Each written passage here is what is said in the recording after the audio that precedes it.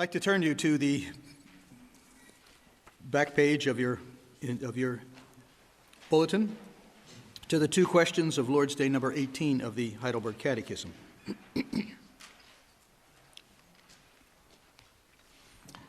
I'd like to ask you to respond with the answer as I pose the question. What benefit do we receive from Christ's ascension into heaven? First, that he is our advocate in the presence of his Father in heaven. Second, that we have our flesh in heaven as a sure pledge that he, as the head, will also take us, his members, up to himself. Third, that he sends us his Spirit as an earnest, by whose power we seek those things which are above, where Christ sits at the right hand of God, and not the things of the earth. Why is it added, and sits at the right hand of God? Because Christ ascended into heaven for this end, that he might there appear as the head of his church, by whom the Father governs all things. In 1 John chapter 2, verse 1, My little children, these things I write to you, that you may not sin. And if anyone sins, we have an advocate with the Father, Jesus Christ the righteous. And he himself is the propitiation for our sins, and not for ours only, but for the whole world. Why did Jesus ascend to heaven? To sit before the Father and to say that his job now, sitting at the right hand of the Father, is to be our lawyer. Our lawyer. I suppose you could look at it this way. It's helpful to me, at least. If you had to go to court, and you went into court and you sat down with your lawyer, and the bailiff came in and said, "All rise," and so everybody stood up, and the judge came in and he looked at your lawyer and he said, "Hi, son, how are you today?" You'd probably think you had it made. I want to instruct you, however, that that's not what happens. What happens is that you are sitting there with your lawyer, and the bailiff comes in and says, "All rise," and your lawyer gets up and takes the bench as the judge. Because that's what Jesus is doing there. He's sitting at the right hand of the Father so that he has the position to be our advocate, our lawyer, in the presence of his Father in heaven. In John chapter 14,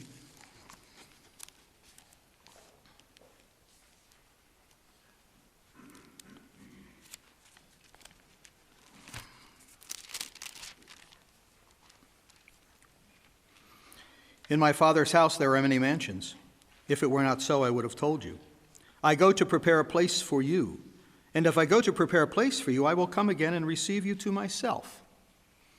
If Jesus Christ is the head of his church, what's connected to your head? The rest of your body. And so the image that's being used is, if Jesus Christ is there and he's the head and we're the body, where are we? Where the head is. We're sitting there beside the Father. How do we get to sit beside the Father? Well, our lawyer has gone to the Father and has said, "I paid for those sins that he committed. Therefore, he has no guilt. Therefore, he is welcome in our presence, and he stays in our presence. So we are in heaven." That's what's being said to us. That's what the Catechism is trying to tell us. We have our flesh in heaven as a pledge, a sure pledge, that he, as the head, will also take us, his members, up to himself. A sure pledge, because the head doesn't go where the body doesn't go. The head always takes it along. So we are taken along with him into glory.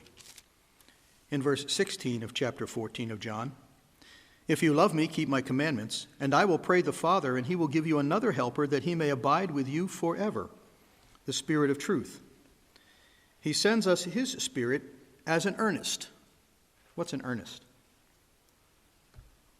A guarantee, a down payment. So a down payment of our acceptance into the Father's presence is the Holy Spirit's dwelling in our lives.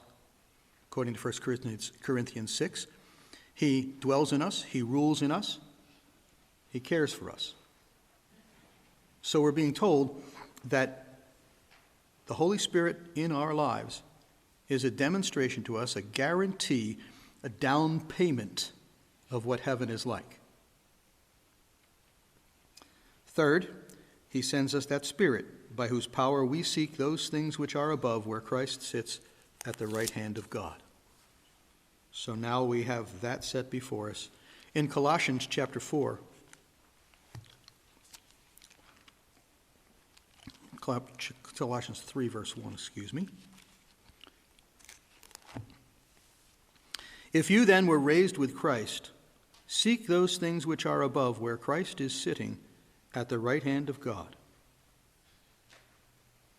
If your head is in heaven, and therefore your body is with him, if he is your advocate who has paid the penalty for your sins and had them declared forgiven, and if he sits at the right hand of God and has sent you his Spirit to guarantee that you will be there, then what ought you to do?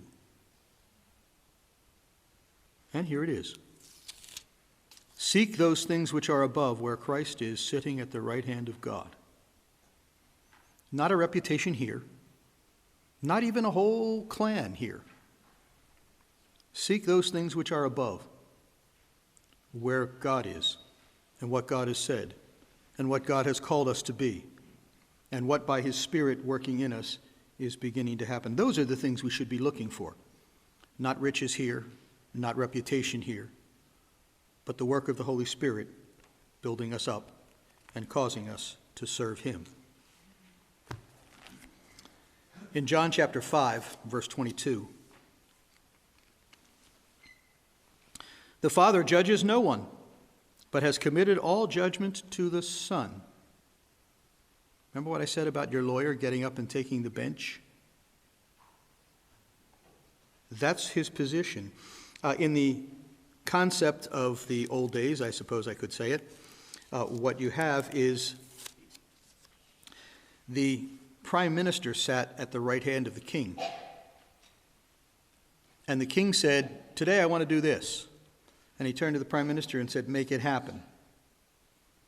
So that the king's will was administered by the prime minister, the one sitting at his right hand, which is where we get the idea of a right-hand man.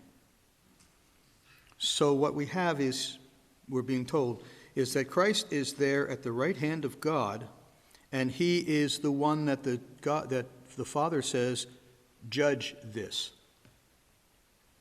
So the Father has appointed him to be the judge that stands up and takes the bench when we are called to account. Not only in the final judgment, but when Satan accuses us. So the Holy Spirit is in us, and the Son is the judge. And so the Father, having committed the Son and given us the Holy Spirit, is working in us and with us.